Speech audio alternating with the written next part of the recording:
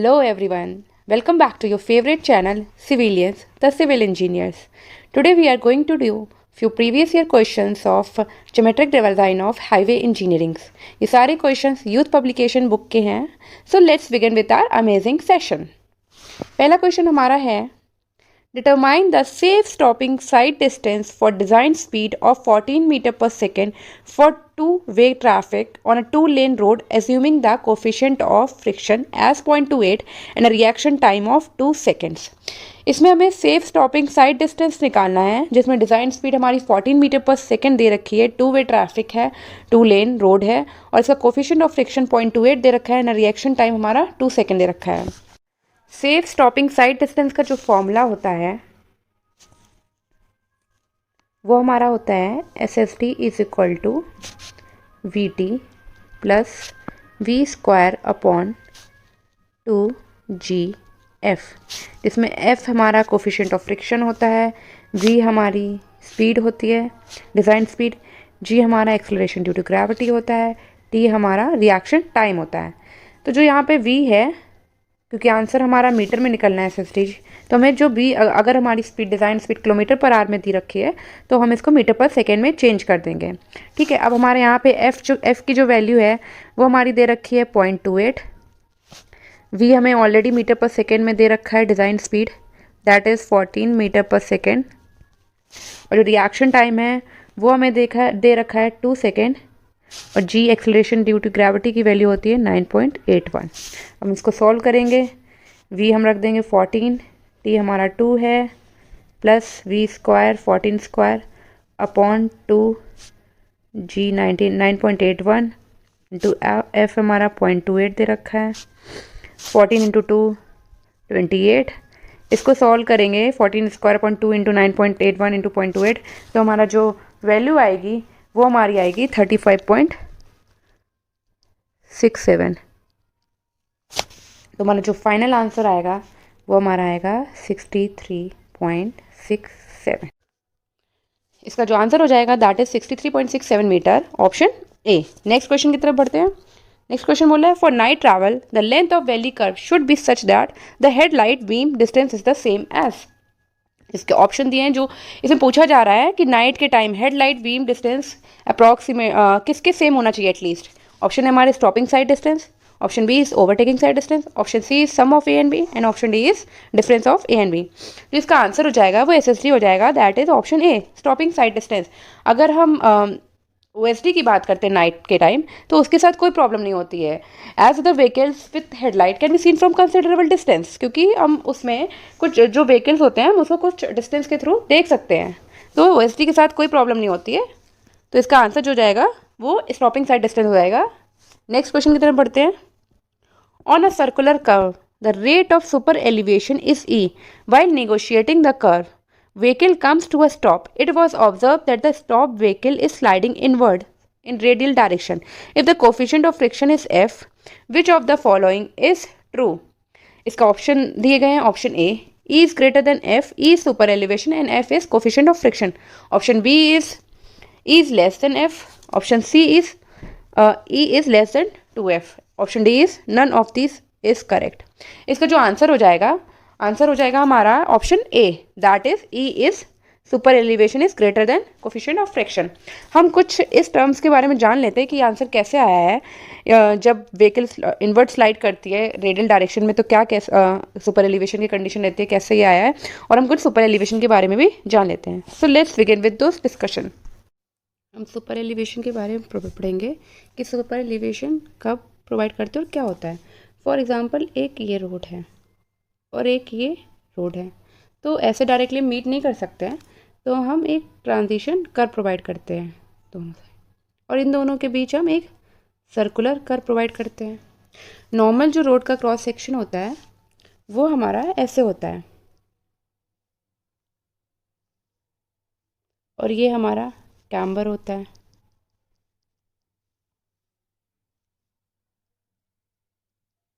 लेकिन जब हम सुपर एलिवेशन में कर्व सर्कुलर कर्व रोड में हम कार ट्रैवलिंग जब कार चलती है, फॉर एग्जांपल एक सर्कुलर कर्व है और यहाँ पे कार ऐसे मूव हो रही है, ये हमारी इनर रेंज है, इनर एज है, और ये हमारी आउटर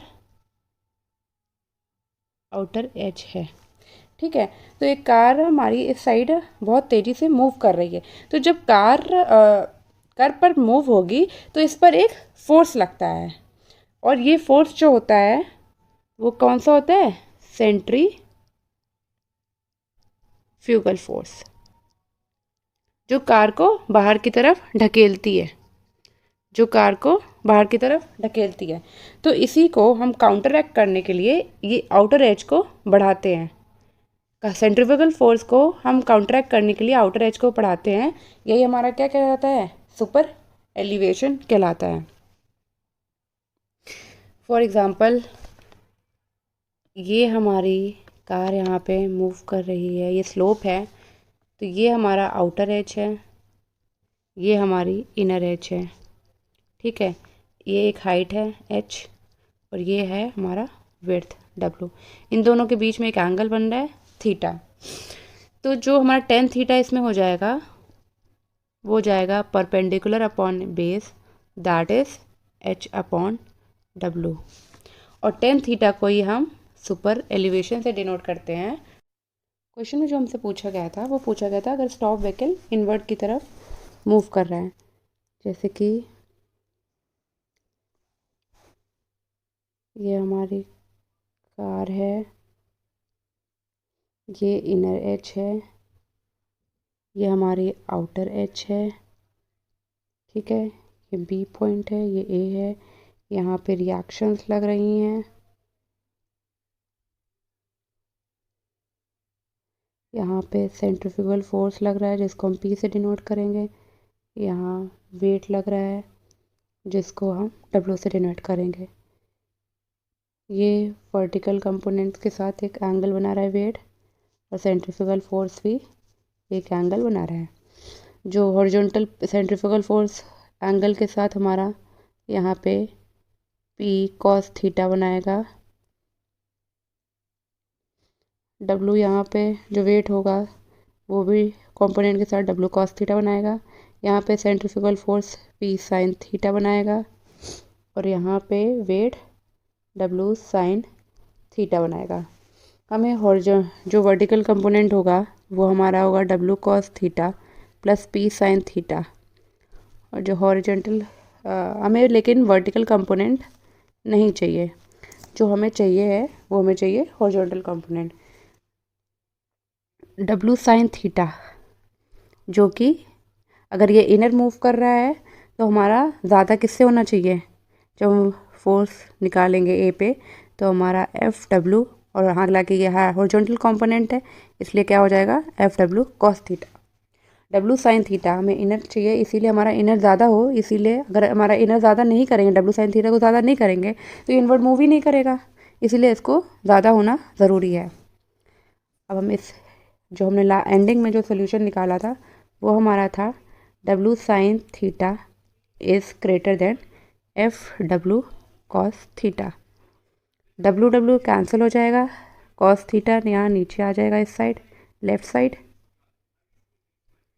और अभी मैंने एक्सप्लेन किया था sine theta upon cos theta हमारा टेन थीटा होता है जो कि ई के बराबर होता है।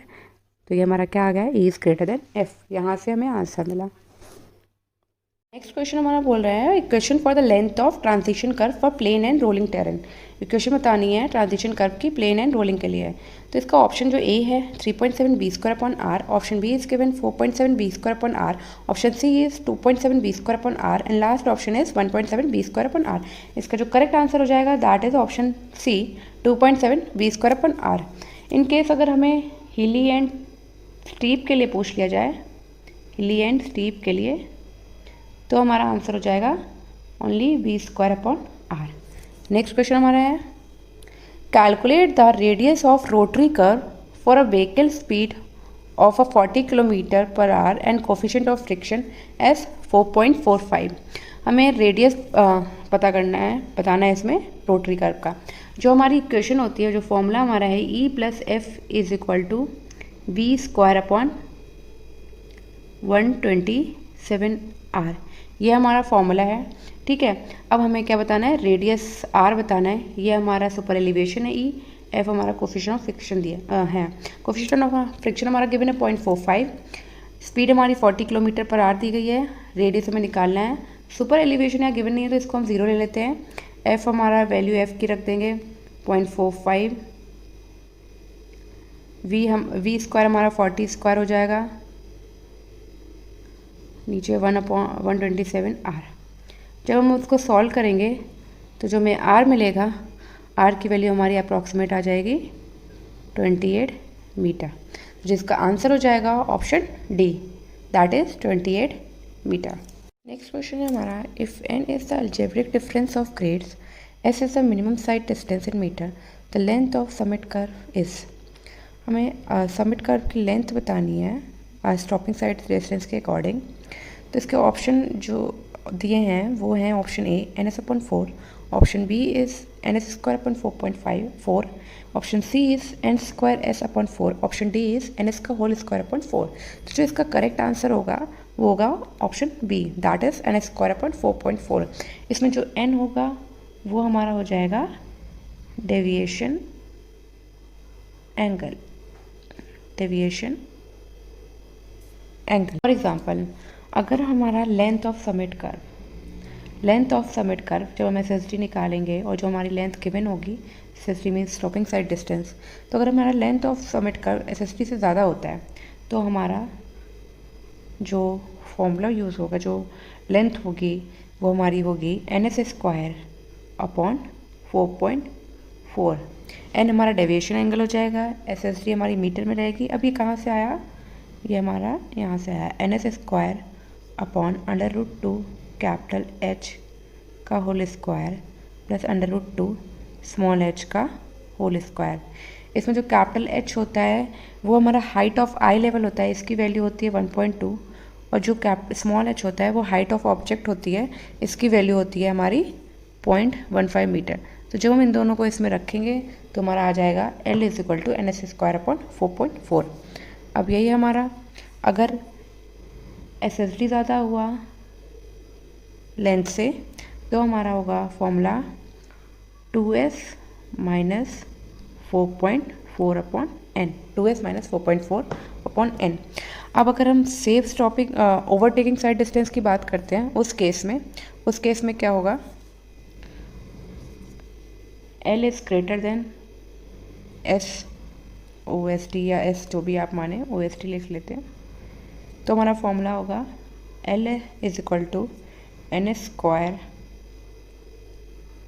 अपॉन 9.6, और अगर हमारा OSD ज़्यादा है तो हमारा होगा L is equal to 2s minus 9.6 upon n।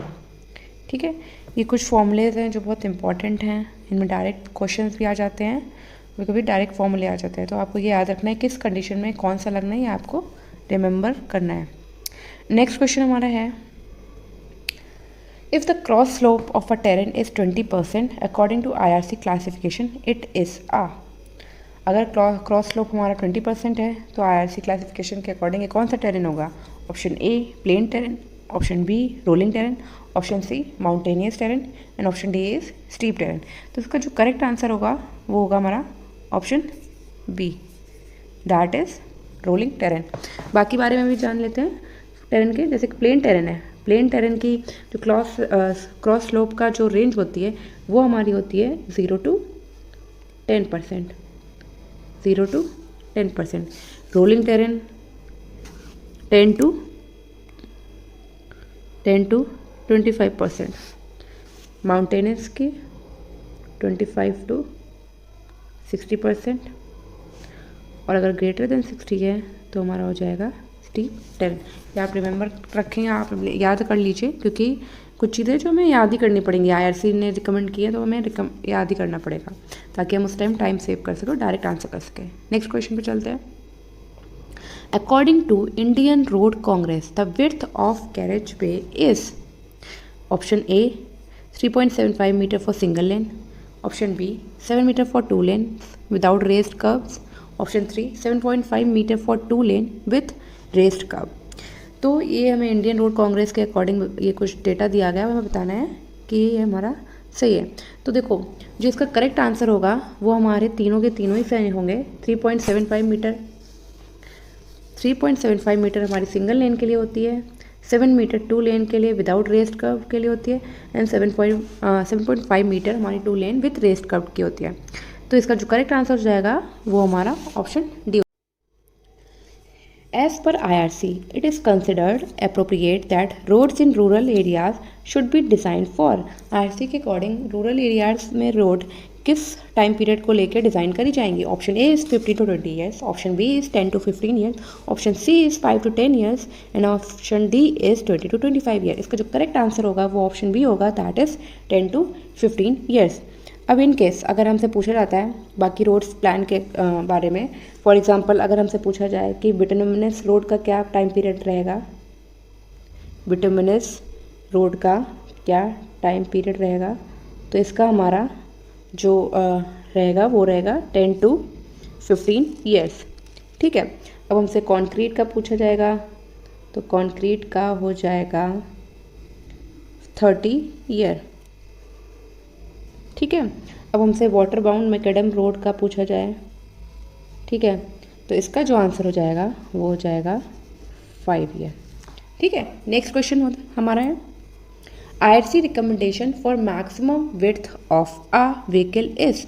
आप ये देख रहे हैं ये क्वेश्चन 4 बार रिपीट हो चुका है, ये क्वेश्चन हमारा 4 बार रिपीट हो चुका है। देख रहे हैं इतने सारे एग्जाम में, तो कहीं ना कहीं इसकी इंपॉर्टेंस बहुत ज़्यादा है। तो आप इसके रिगार्डिंग जो भी इन्फॉर्मेशन है वो ज़रूर एक बार पढ़ के जाइएगा। IRC ने क्या रिकमेंड किया मैक्सिमम विड्थ व्हीकल की। ऑप्शन है हमारे पास 1.75 metre, option B is 2 metre, option C is 2.44 metre, option D is 4.88 metre. इसका जो करेक्ट आंसर हो जाएगा option C, that is 2.44 metre. अगर हमसे लेंथ पूछ ली जाए व्हीकल की IRC के अकॉर्डिंग, तो लेंथ हमारी हो जाएगी 10.6 मीटर। ठीक है। अब हमसे विड्थ जो हमारी है वो हमारा ऑप्शन में गिवन है 2.44 मीटर। हाइट अगर हमसे पूछ ली तो हाइट का हो जाएगा 3.8 मीटर। ठीक है। अगर हमसे पूछ लिया जाता है in case height of double decker bus, तो उसकी हाइट हम याद रखेंगे 4.72 मीटर। ठीक है। नेक्स्ट क्वेश्चन की तरफ बढ़ते हैं। नेक्स्ट क्वेश्चन है हमारा a line on either side of the road between which and the road no building activity is permitted at all is called as. हमारे पास ऑप्शन दिए गए हैं। Option A carriageway, option B control line, option C building line, option D is roadway. इसका जो correct answer होगा वो हमारा होगा option C, that is building line. Building line को सेटबैक भी कहते हैं। हम बाकी टर्म्स के बारे में भी जान लेते हैं।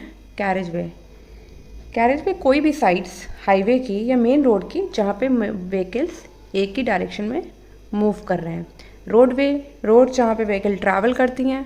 कंट्रोल लाइन वो होती है जो किसी भी हाईवे की साइड पे, जहाँ किसी भी हाईवे साइड पे और कोई भी लाइन जो बिल्डिंग लाइन के बियॉन्ड फिक्स्ड है उसे कंट्रोल लाइन कहते हैं। ठीक है। ये टर्म्स आप लोग एक बार फिर से गो थ्रू हो जाइएगा। हम नेक्स्ट क्वेश्चन पे आते हैं। नेक्स्ट क्वेश्चन है हमारा what is the building material in water bound macadam roads. आप देख रहे हैं ये कितने सारे एग्जाम्स में रिपीट हो चुका है, कितने सारे एग्जाम में रिपीट हो चुका है। ऑब्वियसली तो इस जो क्वेश्चन है इसकी इम्पोर्टेंस जो होगी वो काफ़ी ज़्यादा होगी, तो इसको प्लीज़ ध्यान से पढ़ के जाइएगा। इसको हम एक तरीके से ये भी कह सकते हैं in semi grouted macadam pavement the binding material is. Option है हमारे option A brick powder, option B stone dust, option C construction based, option D is lime powder. इसका जो करेक्ट आंसर हो जाएगा वो हमारा होगा option B, that is stone dust. Next question पे हम चलते हैं। नेक्स्ट क्वेश्चन है हमारा according to the Indian road Congress the ruling slope of road should not be more than. Ruling जो स्लोप होगा वो रोड्स का कितना ज़्यादा उससे नहीं एक्सेस होगा। ऑप्शन हमारे पास है option A is 1 in 18, option B is 1 in 15, option C is 1 in 20 and option D is 1 in 30। इसका जो करेक्ट आंसर होगा वो होगा हमारा option C, that is 1 in 20। Next question हमारा है the rise and fall along the road is known as. ये अभी मैंने ये कॉन्सेप्ट आपको समझा ही रखा था, तो इसमें ज़्यादा इतना ज़्यादा सोचना नहीं है। इसका जो करेक्ट आंसर होगा वो हमारा होगा स्लोप। ऑब्वियसली जब मैंने इस एलिवेशन वाला पार्ट बताया था तो मैंने उसमें सुपर कैम्बर भी बताया था, स्लोप के बारे में बताया था। इसका जो करेक्ट आंसर है वो होगा स्लोप। किसी भी रोड के राइज या फॉल को हम स्लोप ही बोलते हैं। नेक्स्ट क्वेश्चन है हमारा the absolute minimum radius for a horizontal curve designed for a speed of 80 kilometre पर hour given the permissible value of super elevation and coefficient of friction are 0.04 and 0.16। हमें इसका minimum radius निकालना है। हमें speed दे रखी है 80 kilometre पर hour, coefficient of friction दे रखा है और सुपर एलिवेशन दे रखा है। ठीक है, हम सॉल्व करते हैं। जो इसका फॉर्मूला हो जाएगा वो हमारा हो जाएगा, हमने पढ़ रखा है, E plus F is equal to V square upon 127R। ठीक है, जो हमारा सुपर एलिवेशन है वो हमें 0.04 दे रखा है, कोफिशिएंट ऑफ फ्रिक्शन हमें 0.16 दे रखी है, स्पीड हमें किलोमीटर पर आवर में दे रखी है, 80 का होल स्क्वायर, ठीक है, अपॉन 127R। जब हम इसको सॉल्व करेंगे तो हमारा कुछ अप्रॉक्सीमेट आंसर आएगा 252 मीटर। तो इसका जो करेक्ट आंसर हो जाएगा वो हमारा हो जाएगा 252 metre, that is option B. Next question है हमारा for a total reaction time of 2.5 second, coefficient of friction 0.35, design speed of 80 kilometre पर hour, what is the stopping sight distance on a highway. हमें stopping sight distance निकालना है। हमें reaction time दे रखा है, speed दे रखी है। स्टॉपिंग साइड डिस्टेंस का जो फॉर्मूला होता है वो होता है V T plus V square upon 2GF। ठीक है, अब v हमारा जो दिया स्पीड दे रखी है वो किलोमीटर पर आवर में दे रखी है। ठीक है, 80 किलोमीटर पर आवर दे रखी है। तो आप चाहें इसको v को पहले कन्वर्ट कर लो, या यहाँ पे कुछ बुक्स में ऐसे भी दे रखा होता है 0.278 VT plus V square upon 2GF। तो यहाँ पे आप v सिर्फ किलोमीटर पर आवर में रख सकते हैं, पर यहाँ पे तो आपको चेंज करना ही पड़ेगा मीटर पर सेकेंड आवर में। तो इट्स बेटर कि आप पहले ही चेंज कर लो मीटर पर सेकेंड में, ताकि आपको आगे प्रॉब्लम ना आए। जो रिएक्शन टाइम है वो हमारा 2.5 दे रखा है सेकेंड्स, और f कोफिशिएंट ऑफ फ्रिक्शन जो है वो हमारा 0.35 दे रखा है। ठीक है, g हमें पता है 9.81 होता है। सॉल्व करते हैं, फॉर्मूले में पुट कर देते हैं वैल्यू, SST VT। v हम जब 80 किलोमीटर पर आवर को मीटर पर सेकेंड में चेंज करेंगे 518, तो हमारी जो वैल्यू आएगी वो 22.22 आएगी। तो VT 22.22 इंटू टी हमारा 2.5 है plus V square upon 2GF। जब इसको सॉल्व करेंगे तो हमारा जो आंसर आएगा वो हमारा आएगा 127.44। लेकिन ऑप्शन में हमें आंसर 127 एग्जैक्ट नहीं दे रखा है, तो मैं अप्रॉक्सीमेट इसके आसपास की वैल्यू ले लेंगे, that is 124। Answer is a, option A. Next question है हमारा what is the value of camber that should be provided in case of a water bound macadam payment surface in an area of heavy rainfall. Option A है हमारा 1 in 30, option B है हमारा 1 in 48, option C is 1 in 16 और last option is 1 in 72। आप देख सकते हैं कि ये हमारा गुजरात में आ चुका है, बिहार में आ चुका है, बिहार के एई में, गुजरात में 2 बार रिपीट हो चुका है, एंड इनफैक्ट ये यूपी के एई में भी पहले आपके आ चुका है। तो उसका जो करेक्ट आंसर होगा वो है हमारा option A, that is 1 in 30। ठीक है, अगर हमसे पूछ लिया जाए water payment camber heavy rainfall के लिए, जो एग्जैक्ट इसका आंसर होगा वो तो 1 in 33 होगा, 1 in 33, दैट इज़ 3%। पर इसमें हमें ऑप्शन नहीं दिया है तो इसलिए हम 1 in 30 कर देंगे। अगर हम यही लाइट रेनफॉल के लिए पूछा जाता तो हमारा 1 in 40 हो जाता, 1 in 40 हो जाता, दैट इज़ 2.5%, 2.5%। इन केस अगर हम बाकी के कॉन्क्रीट रोड और बिटुमिनस रोड, अर्थन रोड, उन सब के बारे में पढ़ लेते हैं। कॉन्क्रीट रोड में अगर हैवी का पूछा जाता है, कॉन्क्रीट रोड में अगर हैवी रेनफॉल का पूछा जाता है, ये हमारा हैवी हो गया, यहाँ पे हमारा लाइट हो गया, तो कॉन्क्रीट में हैवी रोड का 1 in 50 हो जाएगा, 1 in 50 दैट इज़ 2%, और लाइट में हमारा हो जाएगा 1 in 60। ठीक है। बिटुमिनस रोड मैं शॉर्ट फॉर्म लिख दे रही हूँ BR, हैवी में हमारा 1 in 40 हो जाएगा, और लाइट में हो जाएगा 1 in 50। ठीक है। वाटर बाउंड का मैं बता चुकी हूँ, हैवी में 1 in 33, लेकिन ऑप्शन में नहीं है इसलिए हमने 1 in 30 ले लिया, और लाइट में 1 in 40। अब अर्थन रोड ER मैंने शॉर्ट फॉर्म में लिख दिया है, हैवी रेनफॉल में 1 in 40, 25 लेंगे, सॉरी 40% और 4%, और लाइट में 1 in 33 that is 3%। Next question is, if v is the initial speed of vehicle, g is the gravitational acceleration, capital G is the upward longitudinal slope of the road, Fr is the coefficient of rolling friction during braking, then the distance for the vehicle to stop is, हमें distance बताना है। तो जो normally SSD का formula होता है वो हमारा होता है VT प्लस v²/2gf, लेकिन यहाँ पे अपवर्ड लॉन्गिट्यूडनल स्लोप भी लग रहा है। ठीक है। और जो हमारा फ्रिक्शन है वो कैसे है, रोलिंग फ्रिक्शन है, तो यहाँ पे जो हो जाएगा वो हमारा हो जाएगा VT प्लस v²/2gfr प्लस ये अपवर्ड लॉन्गिट्यूडनल हमारा स्लोप जो होगा वो हमारा कोफिशिएंट ऑफ रोलिंग फ्रिक्शन में ऐड हो जाएगा। तो इसके ऑप्शंस देख रहे हैं option A B C D, तो इसमें जो करेक्ट आंसर होगा वो हमारा होगा option B, that is v²/2g bracket में g प्लस FR, क्योंकि हमसे क्या पूछा गया है, सिर्फ हमसे स्टॉपिंग साइड डिस्टेंस पूछा गया है, ब्रेक किस टाइम, सिर्फ ब्रेकिंग के टाइम, तो ये हम VT नहीं लेंगे क्योंकि ये लैग डिस्टेंस होता है और ये ब्रेक डिस्टेंस होता है। ठीक है। नेक्स्ट क्वेश्चन पे चलते हैं। Which one of the following is not a type of transition curve used, option A है clothoid, option B is parabolic, option C is lemniscate, option D is cubic parabola. तो इसका जो correct answer है वो है option B, that is parabolic. सारे ही transition curve हैं except for parabolic. Next question है हमारा, geometric design of highway includes, first horizontal alignment, second one is vertical alignment, third one is arboriculture, fourth one is cross section. तो इसके जो options दिए हैं इसका जो करेक्ट आंसर होगा वो हमारा होगा ऑप्शन बी।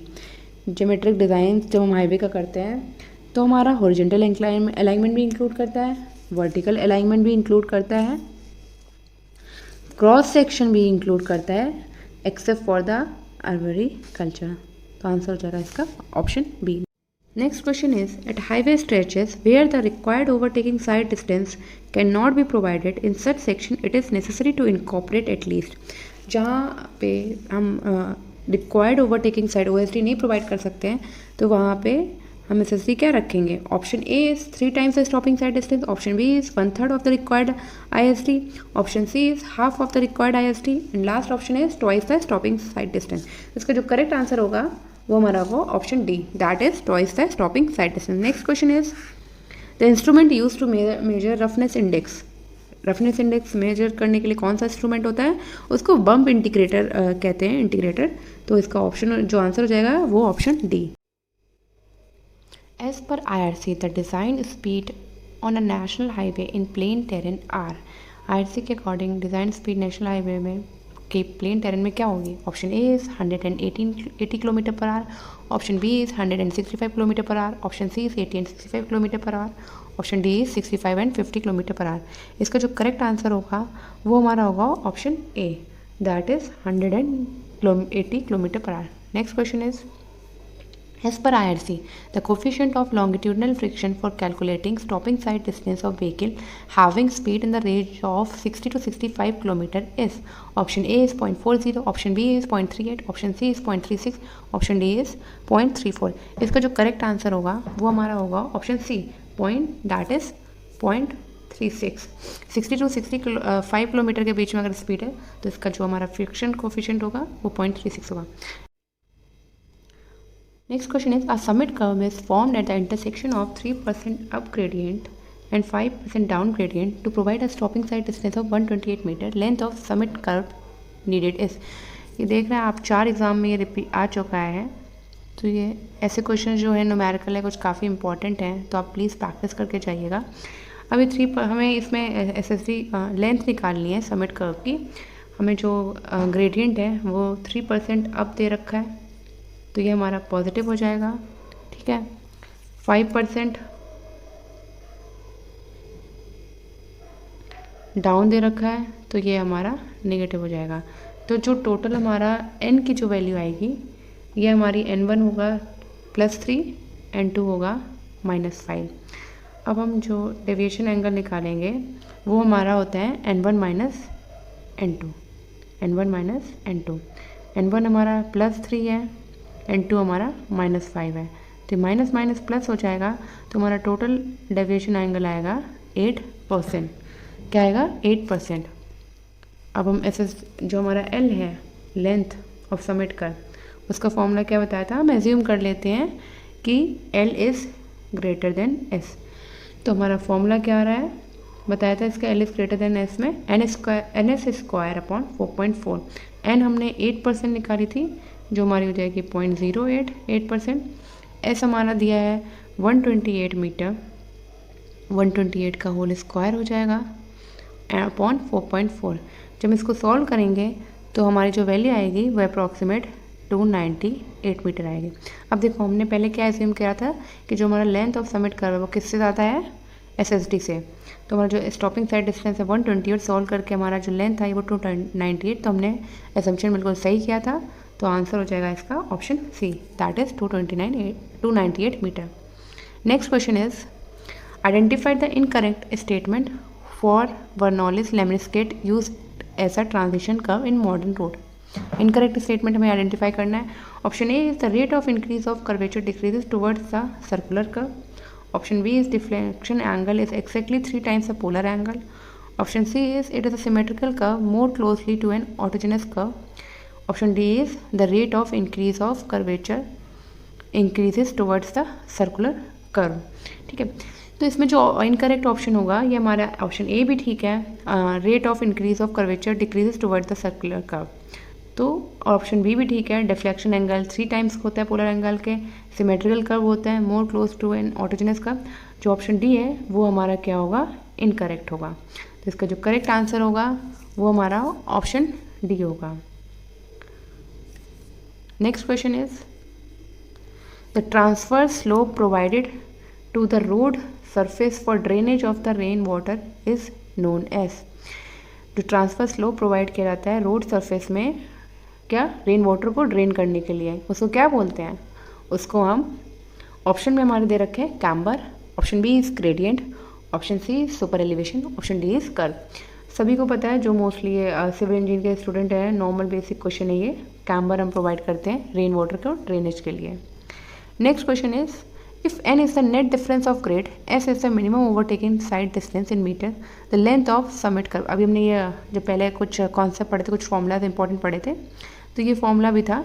तो मैं ज़्यादा ऑप्शन नहीं पढ़ूंगी, इसका डायरेक्ट आंसर मैं बता देती हूँ. इसका आंसर है correct option D, that is NS square upon 9. ये क्लास आज मैं यहीं पे स्टॉप कर रही हूँ. आप लोग अपने फ्रेंड्स के साथ ये लेक्चर शेयर करिए. अगर आपको हमारा चैनल पसंद आता है, हमारे पढ़ाने का तरीका पसंद आता है, तो प्लीज़ लाइक और सब्सक्राइब करिए चैनल को. और keep loving us and keep sharing. Thank you so much.